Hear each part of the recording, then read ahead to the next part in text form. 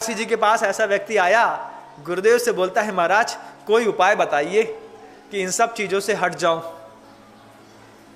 आचार्य जी ने कह दिया, एक जिनबिंब सहस्कुट जिनालय में स्थापित कर दो। गुरुदेव की बात सुनकर के वो बोलता है, महाराज फूटी कौड़ी नहीं है घर के अंदर, क्या सहस्कुट जिनालय में प्रतिमा स्थापित कर दूं।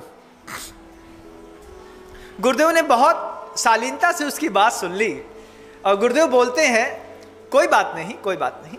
गुरुदेव के चेहरे पर कभी भी आक्रामकता नहीं आती।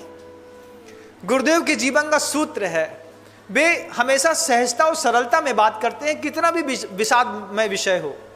जैसे उनने कहा, महाराज पैसा नहीं है, खाने को नहीं है, व्यवस्था नहीं हो रही, आप कहते हैं प्रतिमा स्थापित कर दूं, कैसे कर दूं।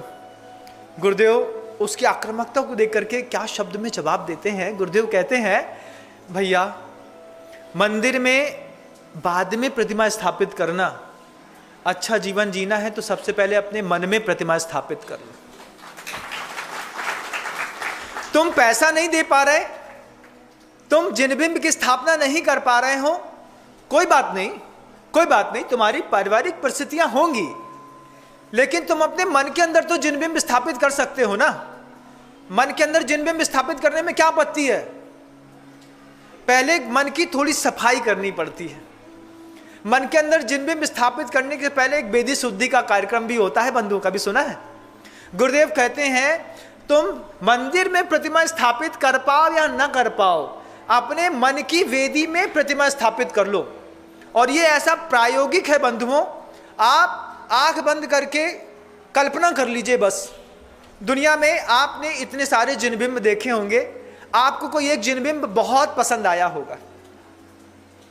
किसी को कुंडलपुर के बड़े बाबा पसंद आए होंगे, किसी को सिद्धोदर सिद्ध क्षेत्र में विराजमान पार्श्वनाथ भगवान पसंद आए होंगे, किसी को अमरकंटक में आदिनाथ भगवान पसंद आए होंगे, कोई मांगी तुंगी के बाहुबली भगवान से प्रभावित होगा, किसी की चेतना में दक्षिण में गोमटेश्वर बाहुबली भगवान बैठे हैं।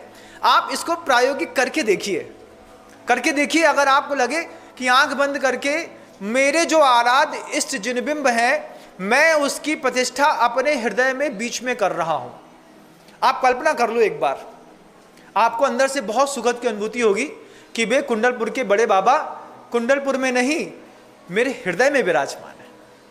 वे गोमटेश्वर बाहुबली, जिनकी मनोहारी मूर्त, जिसमें एक पंछी तक बैठना पसंद नहीं करता, भी मेरे हृदय में विराजमान है। अब जब हृदय में भगवान बाहुबली बैठ गए हों, हृदय में जब पार्श्वनाथ भगवान बैठ गए हों, फणों वाले, 7 फणों वाले, जब हृदय में कुंडलपुर के बड़े बाबा बैठ गए हों, और या फिर जिसके हृदय में जीवंत बड़े बाबा गुरुदेव श्री विद्यासागर जी मुनि महाराज बैठ गए, कल्पना करिए उसकी जीवन शैली कैसी होगी। अंदर आचार्य श्री बैठे हैं तो क्या वो क्रोध कर सकता है? क्या उसको वासना परेशान कर सकती है? क्या वो लोभ कर सकता है? जब भगवान पार्श्वनाथ की एक प्रतिमा आपके हाथ में हो, आप चांदखेड़ी के पार्श्वनाथ आदिनाथ भगवान को हाथ में लिए हो, तो क्या आप किसी और चीज को देख सकते हैं? नहीं देख सकते।